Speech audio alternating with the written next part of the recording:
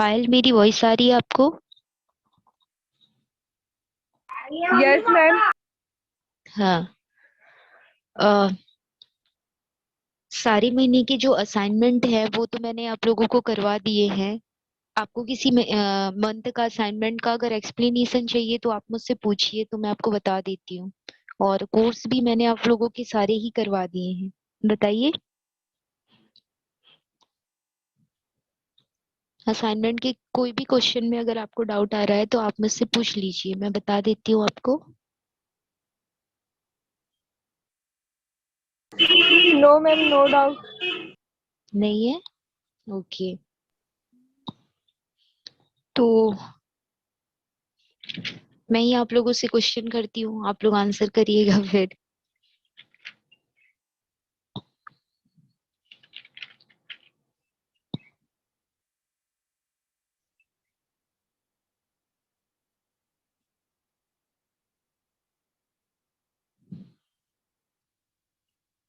आशुतोष, बेटे सारे असाइनमेंट हो चुके हैं, आपको किसी असाइनमेंट पे डाउट है तो पूछिए।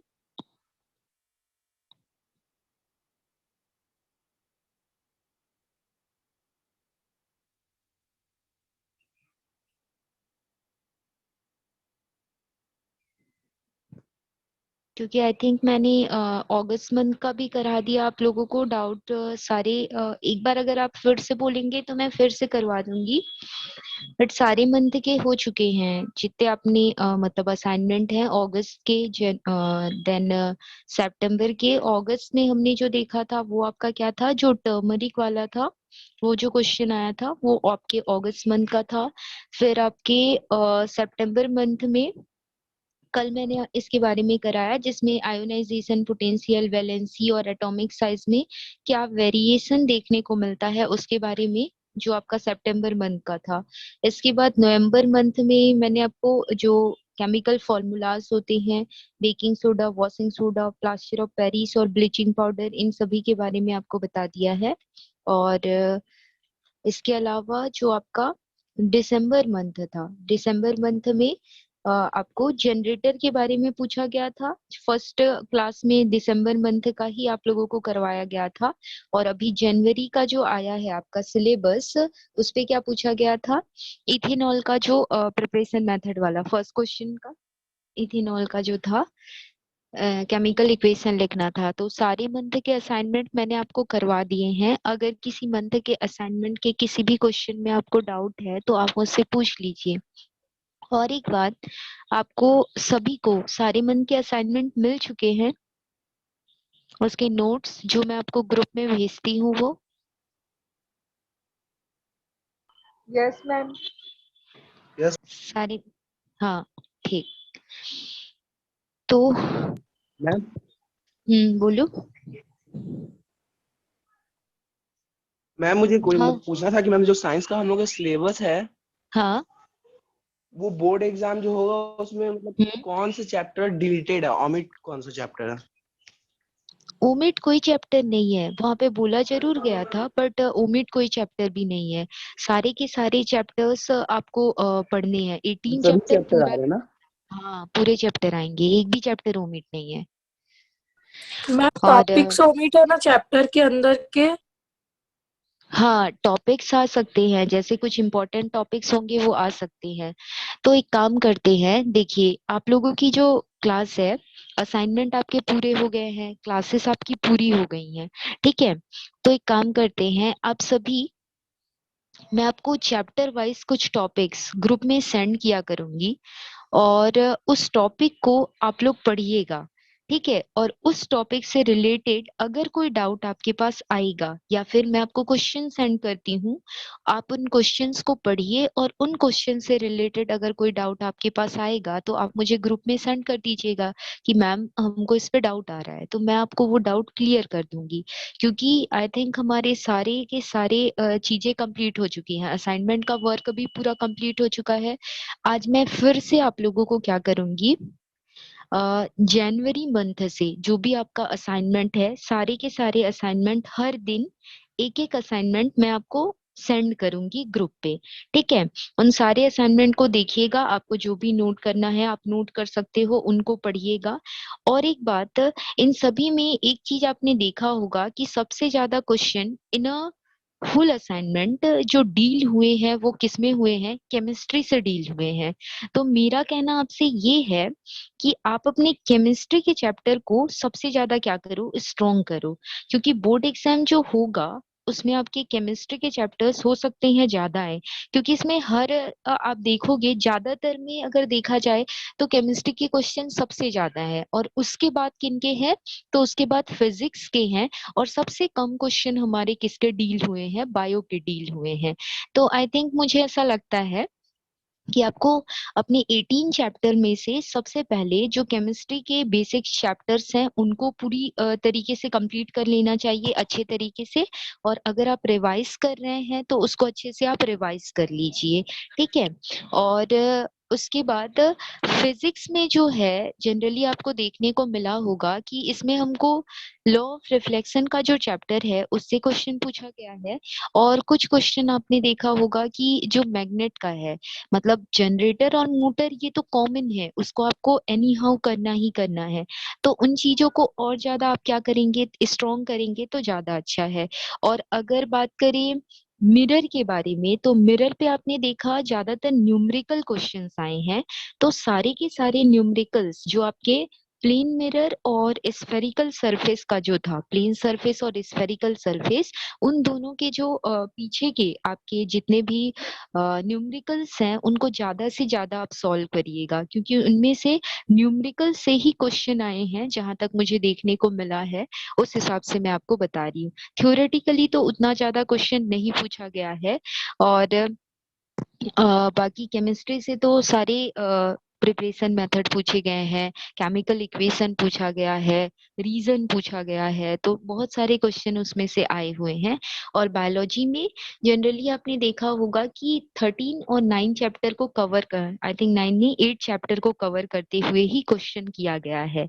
तो आप असाइनमेंट में ये एनालिसिस करो कि तीनों ब्रांच में से कौन से ब्रांचेस के क्वेश्चन आपको सबसे ज्यादा देखने को मिले, और उस बेसिस पे तीनों ब्रांच को डिवाइड करो। और डिवाइड करने के बाद पर्टिकुलर हर ब्रांच में जितने चैप्टर आ रहे हैं उस चैप्टर को पढ़िए, रिवाइज करिए। जितना ज्यादा आप रिवाइज करोगे उतना ज्यादा वो सब्जेक्ट आपका क्या होता जाएगा, स्ट्रांग होता जाएगा। तो उसको कंटिन्यूअसली रिवाइज करो।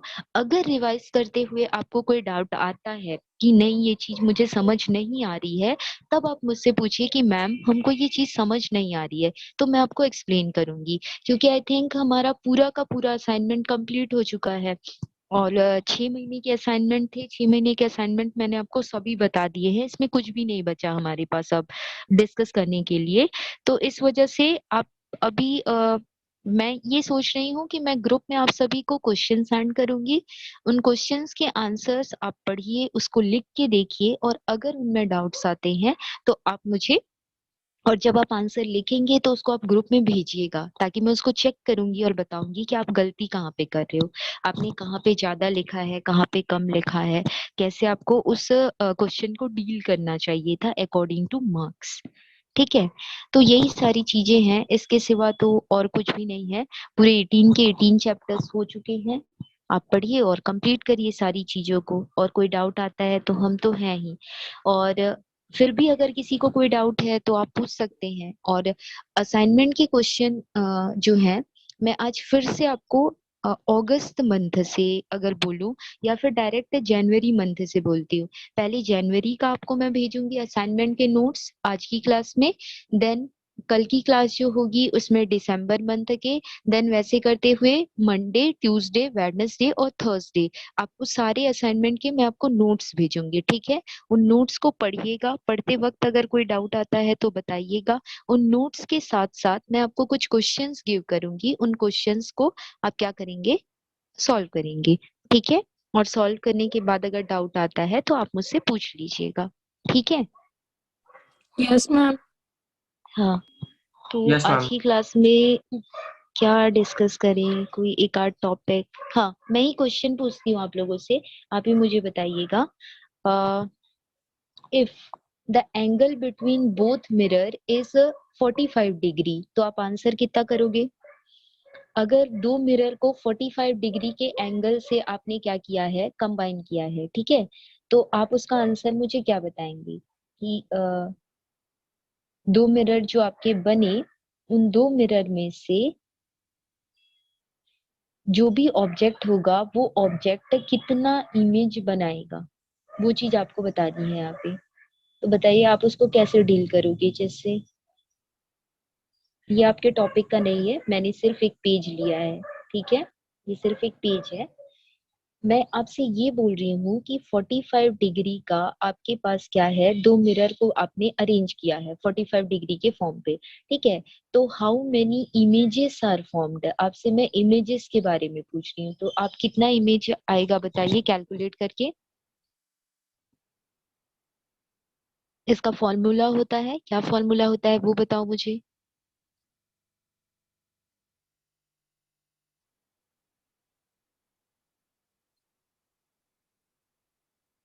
पढ़ाते वक्त मैंने बताया था। देखिए, इसका फॉर्मूला मैंने क्या बताया था, 360 अपॉन थीटा -1। जब भी आपको किसके बारे में पूछा जाएगा, इमेज के मैम बारे में 7। पूछा जाएगा। हाँ 7, वेरी गुड, कैलकुलेट किया आपने। Yes ma'am. हाँ, तो देखो इस फॉर्मूला पे पुट करोगे, पुट करने के बाद आपको पता चलेगा कि कितना इमेज बनेगा। ये क्वेश्चन आपको ऑब्जेक्टिव में पूछा जा सकता है, डायरेक्ट वन क्वेश्चन के फॉर्म पे पूछा जा सकता है। अक्टूबर मंथ में ये पूछा गया है ना कि कितनी आपके इमेजेस बनेंगे, तो इस थीटा की जगह पे आप क्या, जो एंगल है 45 डिग्री है, तो 45 डिग्री को आपने क्या किया, लिखा, और उसके बाद जो भी वैल्यू आएगी इस 45 डिग्री को पुट करो और माइनस क्या कर दोगे आप उस पे, 1 कर दोगे। तो जो भी वैल्यू आएगी आप उसको उस पे क्या कर दोगे, लिख दोगे, ठीक है। तो इस तरीके से आपको क्या करना है, 45 डिग्री से आप क्या करेंगे, 360 को डिवाइड करेंगे। डिवाइड करने के बाद जो भी वैल्यू आपकी आएगी उस वैल्यू को आपको क्या करना है, जो भी आपका -1 दिया हुआ है उस -1 से आप उसको क्या कर दोगे, माइनस करने के बाद जो वैल्यू आएगी वो आपका क्या हो जाएगा, आंसर हो जाएगा। अब देखो 45 डिग्री को डिवाइड करोगे, वैल्यू आएगी वो कितनी आएगी, इसको इससे डिवाइड कर दो तो आई थिंक 8, 8 5 0, देन 4, 8 6 8 4 हाँ, ये 8 टाइम्स पे क्या हो जाएगा, ये इससे चला जाएगा, ठीक है। और 8 टाइम्स पे ये चला गया तो 8 - 1 आप करोगे तो आंसर कितना आ जाएगा आपका, 7 आ जाएगा। ओके, तो ऐसे में यहाँ पे तो 45 डिग्री दिया हुआ है, हो सकता है वो 30 डिग्री पूछ ले आपसे, हो सकता है वो आपसे 60 डिग्री पूछ ले, हो सकता है 90 डिग्री पूछ ले, 120 डिग्री पूछ ले। तो आपको ये जो फॉर्मूला है ना 360 अपॉन थीटा, ये फॉर्मूला पता होना चाहिए, ठीक है। इसके बाद एक और क्वेश्चन बना था आपका, मेटल और नॉन मेटल में डिफरेंस, ये भी बना था ना, बताओ क्या क्या डिफरेंस होता है मेटल और नॉन मेटल में। जैसे मेरे पास, जैसे मुझे दे दिया गया, एक साइड पे मेटल लिखा मैंने, एक साइड पे नॉन मेटल लिखा, तो सबसे पहले आप क्या बताओगे इसका डिफरेंस, मेटल और नॉन मेटल पे।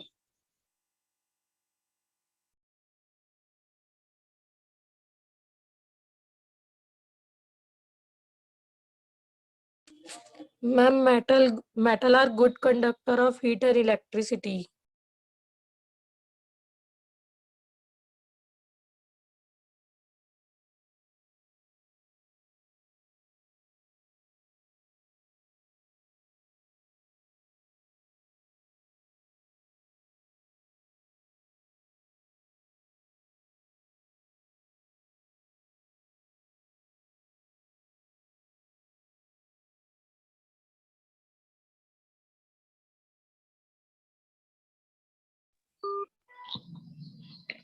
हाँ, तो देखिए यहाँ पे बताइए मुझे मेटल और नॉन मेटल में क्या डिफरेंस होता है।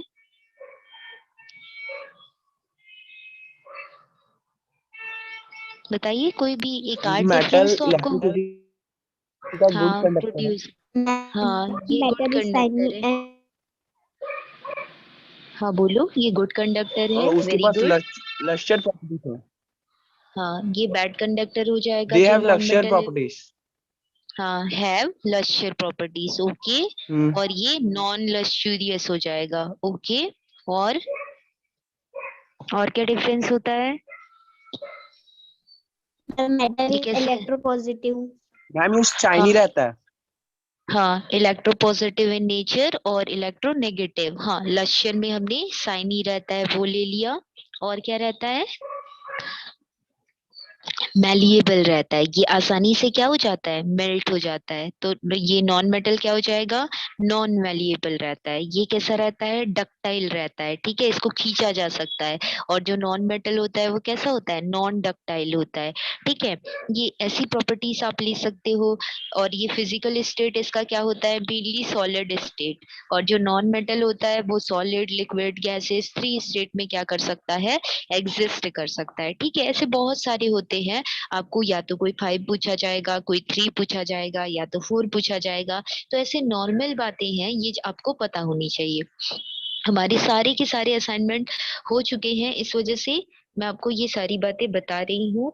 इसके बाद मिरर का इमेज कैसे बनता है वो आपको बता दिया। इसके बाद एक न्यूमेरिकल क्वेश्चन आया था, न्यूमेरिकल क्वेश्चन में मीडियम के बेसिस पे कैसे पता करते हैं, तो फॉर्मूला पता रहेगा तो आसानी से हम क्या कर सकते हैं, उसको मेजर कर सकते हैं। जो फिश वाला आया था आपके अक्टूबर मंथ के में, real depth upon appear depth का एयर और वाटर पे जो डिफरेंस आपको बताने थे, ठीक है।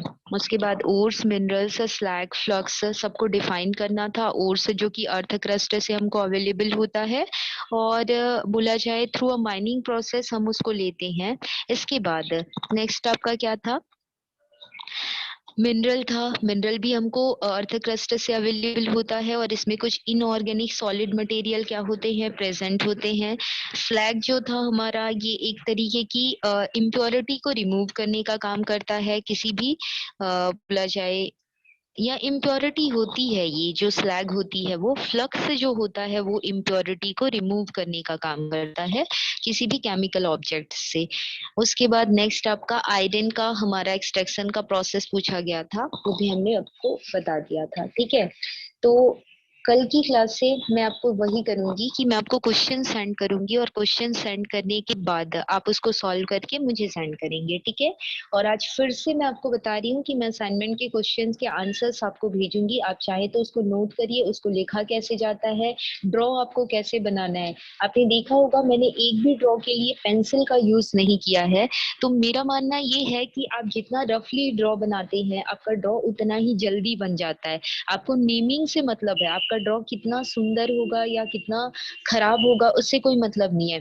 सिर्फ वो चीज वैसे दिखनी चाहिए, और दिखने के अलावा उसकी नेमिंग आपकी क्या होनी चाहिए, करेक्ट होनी चाहिए, ठीक है।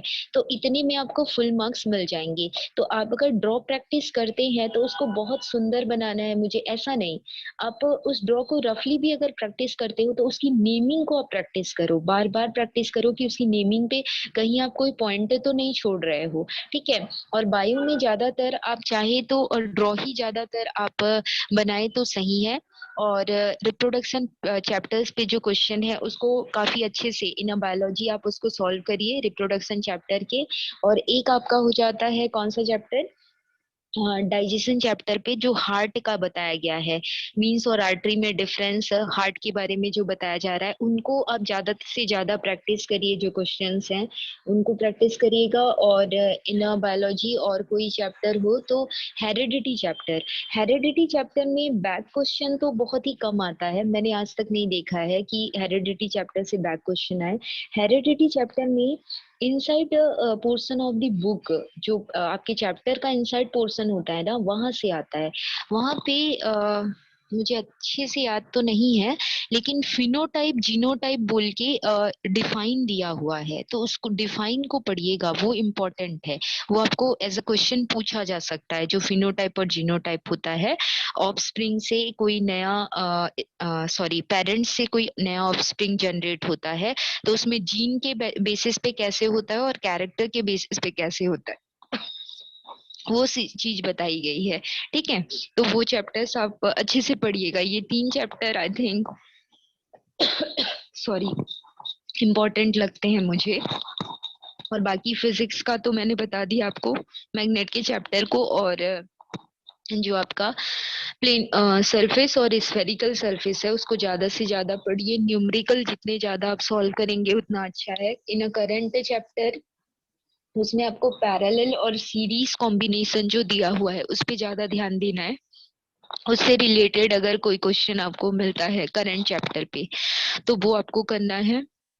और बायोलॉजी पे आपने देखा है कि जो इकोसिस्टम वाला चैप्टर है उस पे इकोलॉजी इकोसिस्टम को लेते हुए कोई डिफाइन पढ़ लो और साथ में उसका एक साइकिल देता है, एनर्जी फ्लो का जो साइकिल देता है वो साइकिल आप अच्छे से प्रैक्टिस करो तो उतने में ही आपका बायोलॉजी काफी स्ट्रांग हो जाएगा। और बाकी देखा जाए तो काफी कम पूछा जाता है, उतना ज्यादा क्वेश्चन तो नहीं आता। फर्स्ट चैप्टर में भी नेचुरल और आर्टिफिशियल कॉम्बिनेशन जो दिया गया है डिफरेंसेस, और साथ में उसमें हेरिडिटी के बारे में भी कुछ कुछ बताया गया है, एडेप्टेशन के बारे में बताया गया है, तो उसके बारे में आप पढ़िए तो आपको उससे क्वेश्चन मिल जाएंगे जो एग्जाम है उसमें। और देखा जाए तो और तो कोई क्वेश्चन मुझे नहीं लगता, जितनी बातें थी सब बता दी। और केमिस्ट्री के सारे चैप्टर्स काफी अच्छे तरीके से सारे के सारे क्वेश्चन आप बनाइए, क्योंकि उसमें कहीं से भी पूछ रहा है। यहाँ पे अगर देखा जाए तो बहुत सारे क्वेश्चन उसी में से ही आए हैं, हर टॉपिक से पूछा गया है और बहुत सारे क्वेश्चन पूछे गए हैं। ठीक है, तो आज की क्लास हम यहीं पे खत्म करते हैं। कल की क्लास से मैं आपको सिर्फ नोट्स भेजूंगी और क्वेश्चंस भेजूंगी। क्वेश्चंस आपको सॉल्व करके मुझे सेंड करने हैं। अगर उसमें कोई आप लोगों को डाउट आ रहा है तो आप पूछेंगे मुझसे, और आप उस क्वेश्चन को, एक या दो क्वेश्चन ही होगा, आप उसको लिख के मुझे सेंड करिएगा कि मैं चेक करूंगी या कि आपको लिखने का पैटर्न पता है या नहीं पता है, बस और कुछ नहीं है। ठीक है, तो आज की यस मैम। क्लास हम करते हैं, खत्म करते हैं। ओके, चलिए।